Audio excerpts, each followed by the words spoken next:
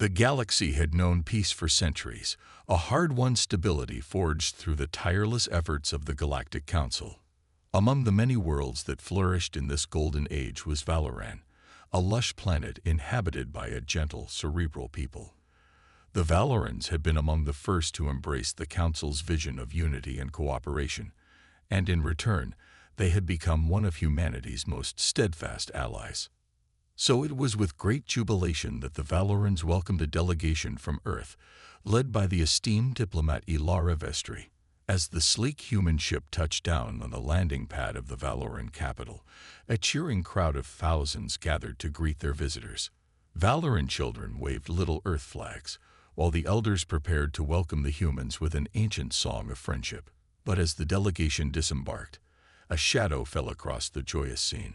Ilara's eyes widened as she looked to the sky, where dozens of massive, unfamiliar ships were descending through the atmosphere. The Valoran crowd fell silent, confusion and worry spreading like a ripple. "Those are not council ships," Ilara murmured to her aide, a sinking feeling in her stomach. She had spent years working with the council, and she knew every inch of their fleet. These vessels were different, larger, more menacing, with weapons bristling from every surface. The Valoran leader, an aged philosopher named Zin, approached Ilara with a look of deep concern on his face. "Ambassador Vestri, do you know what is happening?" Before Ilara could respond, a booming voice echoed across the city, amplified by unseen speakers. "People of Valoran," it declared, in a tone that was at once imperious and cruel. "You have been found guilty of treason against the Galactic Council. Your sentence is annihilation." In that moment, the sky erupted with light and fire. The strange ships opened fire, raining destruction upon the defenseless Valoran cities. Buildings crumbled, fires raged, and the once peaceful streets were filled with screams of terror and pain. Ilara and her delegation could only watch in horror as the massacre unfolded. Tears streamed down the ambassador's face as she witnessed the senseless slaughter of innocent lives. The Valorans had no military, no defenses. They had put their trust in the Council, and now that trust was being repaid with blood. Amidst the chaos, Zin grasped Ilara's hand, his eyes filled with desperation. "Please," he whispered, his voice broken. "You must help us. Earth is our only hope." Ilara nodded, a fierce determination rising within her. She knew that Earth could not stand by while their allies were slaughtered. As the ambassador raced back to her ship, dodging falling debris and energy blasts, she was already composing the message she would send back to Earth. It was a plea for aid, a cry for justice, a call to arms. And though Ilara did not know it yet, her words would soon set in motion a chain of events that would shake the very foundations of the galaxy. For in the face of this unspeakable evil, humanity would rise to defend its friends and its principles. The Galactic Council had sown the wind, and now it would reap the whirlwind. In the heart of every human beat the unshakable conviction that no one, not even the mighty Council, could massacre the innocent and escape the consequences. As Ilara's desperate plea raced across the stars towards Earth, a fire was kindling in the souls of men and women across the planet, a fire that would soon blaze forth into a righteous inferno. The battle for Valoran, for justice, for the very future of the galaxy had begun, and Earth would be the tip of the spear in this defining struggle between the forces of good and evil. The human spirit, indomitable and unyielding, would be put to the ultimate test. News of the brutal attack on Valoran spread like wildfire across Earth, igniting a firestorm of shock, horror, and outrage.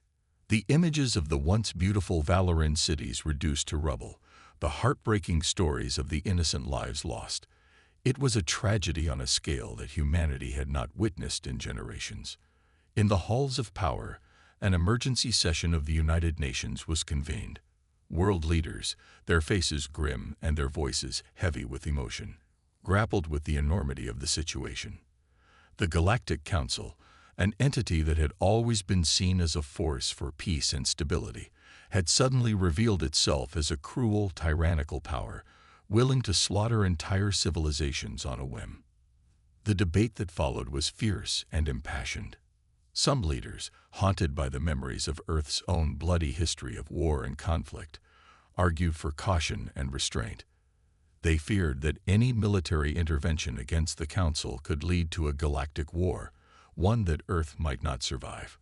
"We cannot risk the lives of our own people," said one prime minister, her voice shaking. "The Council's power is vast. If we provoke them, they could turn their weapons on us next." But others, their eyes blazing with righteous fury, insisted that inaction was not an option. They pointed to the long-standing alliance between Earth and Valoran, the shared values of peace, knowledge, and cooperation that had bonded the two worlds together. "The Valorans are not just our allies," declared the American president, pounding his fist on the podium. "They are our friends. They have stood by us in times of need. And now, in their darkest hour, we must stand by them." As the debate raged on, the military leaders of Earth were already assessing their options. The Galactic Council's fleet was formidable, but Earth had not been idle in the centuries of peace. Its warships were sleek, fast, and equipped with the most advanced weapons technology in the known universe. General Area Vega, the supreme commander of Earth's space forces, addressed the UN with a steely resolve in her voice. "We have the capability to engage the Council's fleet and win," she said. "Our ships are superior in speed and maneuverability, and our weapons can penetrate their defenses. If we strike hard and fast, we can cripple their ability to wage war." But even as the general spoke, there was an undercurrent of tension in the room. Everyone knew that a military victory, no matter how decisive, would not come without a heavy cost. Earth's forces would be outnumbered and fighting on unfamiliar terrain. Many brave soldiers would undoubtedly lose their lives in the battle to come. In the end, it was the impassioned words of Ambassador Ilara Vestri that tipped the scales. Still reeling from the horrors she had witnessed on Valoran, Ilara addressed the UN with tears in her eyes and an unshakable conviction in her voice. "We cannot let the Valorans' suffering be in vain," she said. "If we turn our backs on them now, we betray everything we claim to stand for. We betray our principles, our honor, our very humanity. We must act, not just for Valoran, but for the sake of all the innocent lives in the galaxy that will be lost if the Council's tyranny goes unchecked." Faced with Ilara's moral clarity and the overwhelming weight of public opinion, the UN made its decision. Earth would go to war, not for conquest or glory, but for the noblest of causes, the defense of the weak, the innocent, and the oppressed. As the preparations for war began, a sense of grim determination settled over the planet. Factories roared to life, churning out weapons and supplies. Soldiers kissed their loved ones goodbye, knowing they might never return. And in every heart, a single thought echoed: for Valoran, for justice, for the future. The die was cast. Earth had committed itself to the most momentous struggle in its history, and though the road ahead would be long and bloody, there was no turning back now. Humanity would meet its destiny head-on, with courage, resolve, and an unshakable faith in the righteousness of its cause. In the days following the UN's declaration of war, an eerie calm settled over Earth. The usual bustle of daily life continued, but there was a palpable sense of tension in the air, a feeling that the world was holding its breath before the plunge. Behind closed doors, however, the gears of the military machine were turning at a furious pace. General Vega and her staff worked around the clock, crafting battle plans and strategies, poring over intelligence reports and tactical simulations. The Galactic Council's fleet was powerful, but it was also predictable, relying on overwhelming force and rigid formations. Earth's forces would need to be nimble, adaptable, and above all, daring. As the preparations continued, a steady stream of volunteers poured into recruitment centers across the planet. Men and women from all walks of life, united by a common purpose and a burning desire to make a difference. They came from the cities and the countryside, from the ranks of the rich and the poor, the educated and the unschooled. In the face of the Valoran tragedy, all the old divisions and distinctions seemed to melt away, replaced by a profound sense of shared humanity. Among the new recruits was a young woman named Mira Khatri, a brilliant engineer who had just graduated from the Indian Institute of Technology. Mira had always dreamed of using her skills to make the world a better place, and now, as she stood in line to enlist, she knew that this was her moment. "I can't just sit back and watch," Mira told the recruitment officer, her voice filled with quiet determination. "I have to do something. I have to make a difference." As Mira and thousands like her joined the ranks of Earth's defenders, the planet's industrial might was kicked into high gear. Factories that had once produced consumer goods now churned out fighter ships, weapons, and armor. The greatest minds in science and technology came together to develop new tools of war, each one more sophisticated and deadly than the last. In the shipyards of Earth's orbital platforms, a fleet unlike any the galaxy had ever seen began to take shape. The ships were sleek and deadly, packed with the most advanced weapons and shielding technology humanity had ever devised. At the heart of the fleet was a new class of battleship, the Thor, named after the ancient god of thunder. Bristling with missiles and energy cannons, the Thor was a formidable sight, a symbol of Earth's resolve and its unwavering commitment to justice. As the final preparations were made and the fleet prepared to depart, General Vega addressed her troops. Standing on the bridge of the Thor, her face lit by the glow of 1,000 screens, she spoke with a voice that was at once commanding and compassionate. "Soldiers of Earth," she said, her words carried to every ship and every ear by the fleet's advanced communication network. "We stand on the brink of the greatest challenge our species has ever faced. The road ahead will be long and hard, and many of us will not return. But we do not fight for glory or conquest. We fight for a cause that is just and right. We fight for the innocent, the oppressed, the helpless. We fight for Valoran, and for all the worlds that have suffered under the Council's tyranny. And most of all, we fight for each other, for the bonds of brotherhood and sisterhood that unite us, no matter where we come from or what we look like." As Vega's words echoed through the fleet, a roar of approval rose from the assembled troops. They knew the odds they faced, the sacrifices they would be called upon to make. But they also knew that they were part of something greater than themselves, a cause that transcended all the petty differences and divisions that had once seemed so important. And so, with a final salute and a chorus of engines roaring to life, Earth's fleet set out for Valoran, ready to bring justice to the stars.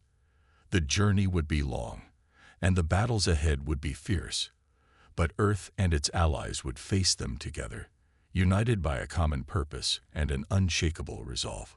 Humanity had risen to the challenge, and the galaxy would never be the same. As Earth's fleet emerged from hyperspace on the edge of the Valoran system, the scale of the devastation became immediately clear. Where once there had been vibrant cities and lush green landscapes, now there was only rubble and ash. The Galactic Council's ships hung in orbit like bloated predators, their weapons still trained on the planet's surface.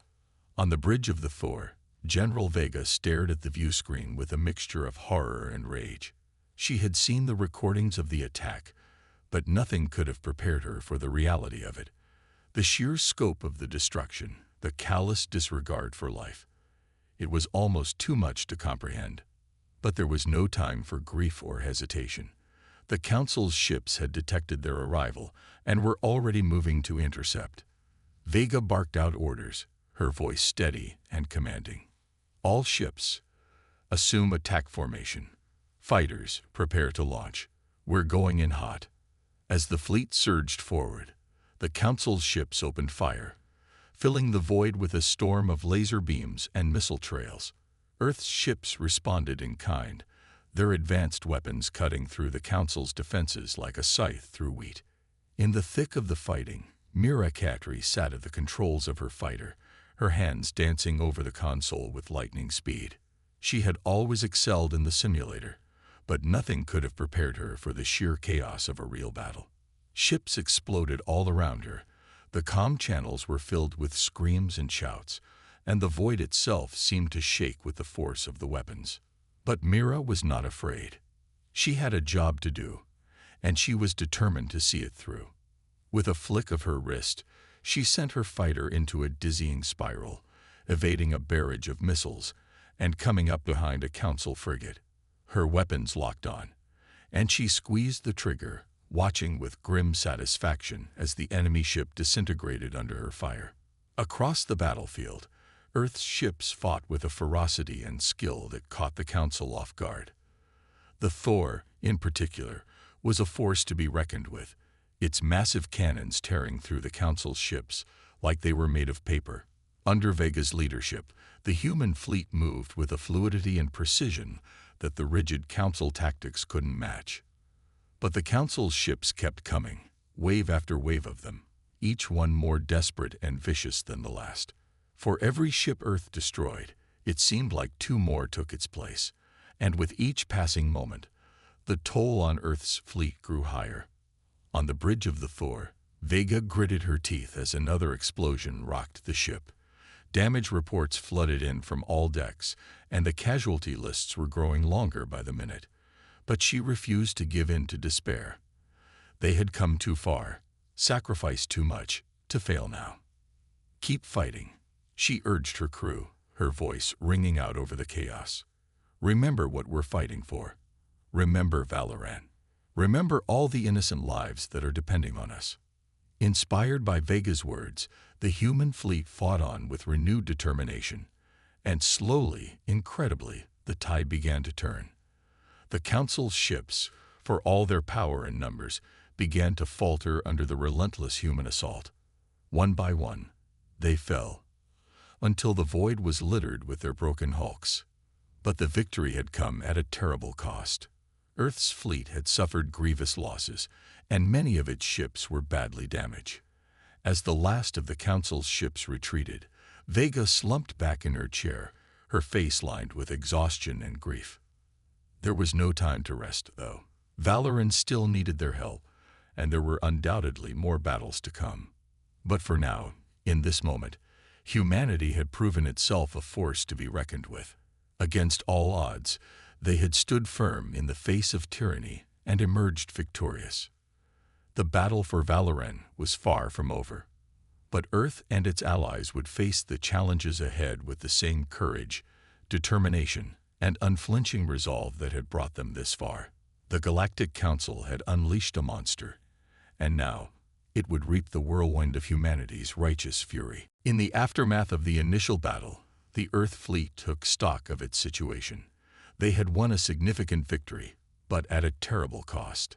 Many ships had been lost, and countless brave soldiers had given their lives in defense of Valoran. The survivors were battered, bloodied, but unbroken.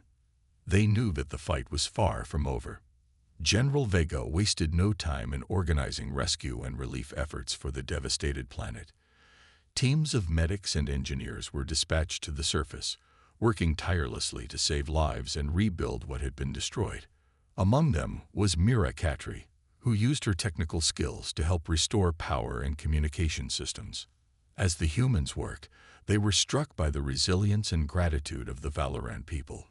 Despite the unspeakable horrors they had endured, the Valorans greeted their rescuers with tears of joy and heartfelt embraces.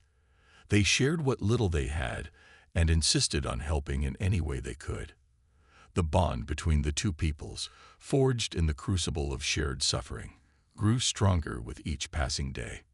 But even as the rebuilding efforts progressed, the specter of the Galactic Council loomed large.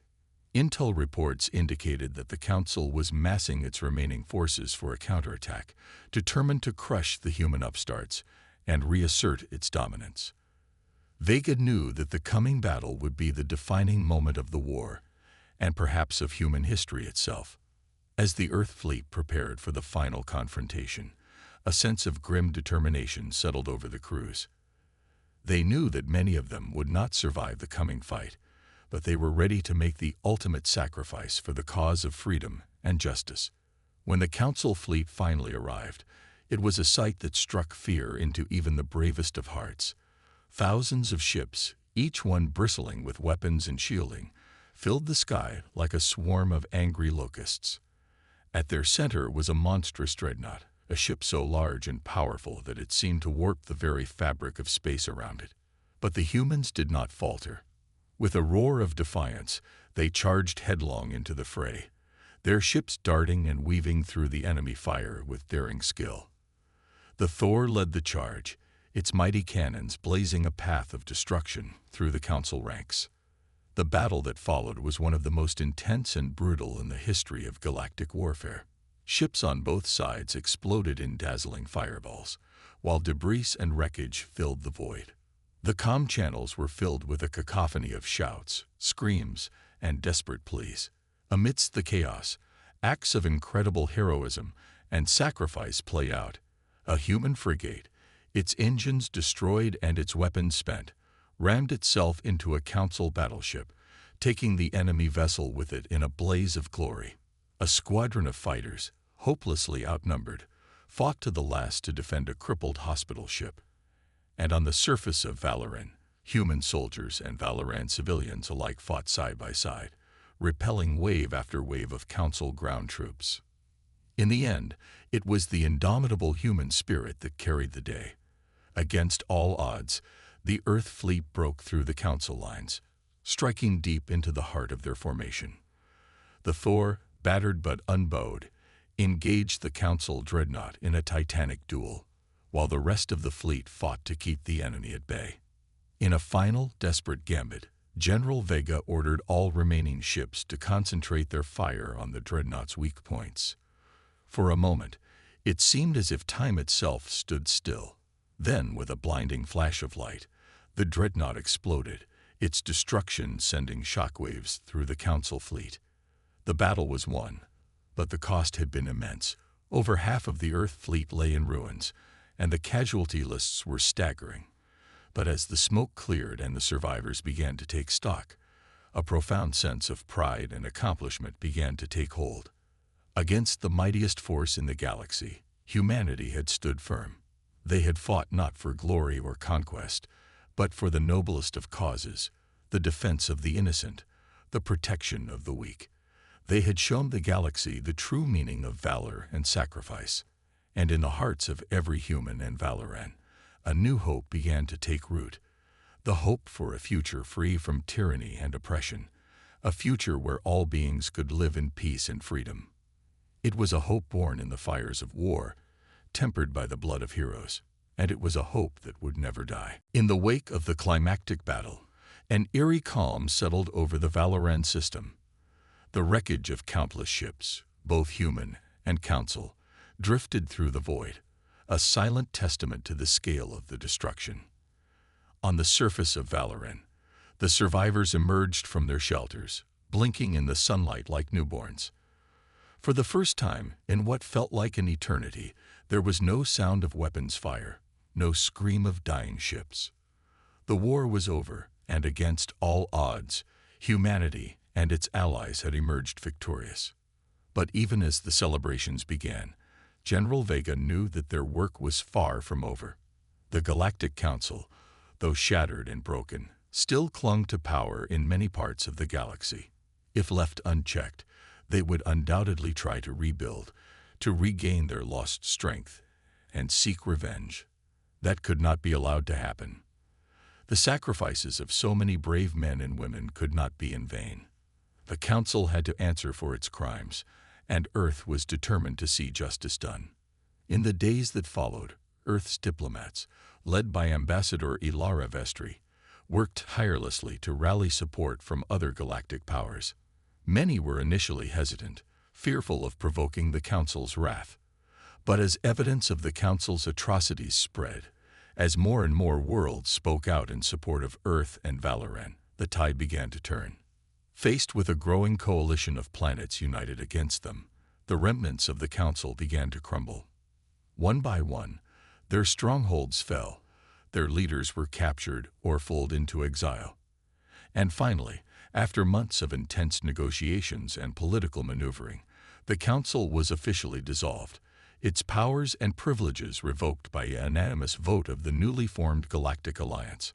It was a moment of profound historical significance, a turning point in the story of the galaxy. For the first time in centuries, the oppressive yoke of the Council had been thrown off, and a new era of freedom and self-determination had begun. But for the soldiers and civilians who had fought and bled for this moment, the true significance was much more personal. As they gathered on Valoran for a solemn ceremony of remembrance, they mourned the friends and comrades they had lost, and celebrated the bonds of brotherhood and sisterhood that had been forged in the fires of war. Mira Katri, now a highly decorated pilot, stood shoulder to shoulder with her fellow veterans, tears streaming down her face as the names of the fallen were read aloud. Each name was a reminder of the incredible bravery and sacrifice that had made this victory possible, and a promise to carry on their legacy. As the ceremony drew to a close, General Vega took the podium, her voice ringing out across the assembled crowd. "Today we stand together as one people," she declared, "united not by the borders of our worlds, but by the bonds of our shared humanity. We have faced the darkness and emerged stronger, wiser, and more determined than ever to build a future of peace and justice for all. But let us never forget the price that was paid for this victory. Let us honor the memory of those who gave their lives by dedicating ourselves to the ideals they fought for. Let us stand always as defenders of the weak, champions of the oppressed, guardians of the light." As Vega's words echoed across the plaza, a sense of purpose and resolve settled over the crowd. They knew that the road ahead would not be easy, that there would be new challenges and threats to face. But they also knew that they would face them together, as a united force for good in the galaxy. And so, as the ships of the Earth fleet prepared to depart Valoran and return home, they did so not with a sense of endings, but of beginnings. The war was over, but the work of building a better future had only just begun. And Earth and its allies would be at the forefront of that work, a shining beacon of hope and justice in a galaxy that had known too little of both for far too long. The story of humanity's rise to galactic prominence had reached its first great climax. But it was only the beginning of a much larger tale, a tale of courage, compassion, and the indomitable human spirit. And it was a tale that would be told for generations to come, an inspiration and a call to action for all who heard it. For in the end, the true legacy of Earth's victory was not measured in territory conquered or enemies vanquished. It was measured in lives saved, in wrongs righted, in the spread of freedom and justice to every corner of the galaxy. And that was a legacy that would endure long after the last ship had landed and the last soldier had laid down their arms. It was a legacy written in the stars themselves, a testament to the power of unity, courage, and unyielding hope in the face of even the darkest of times.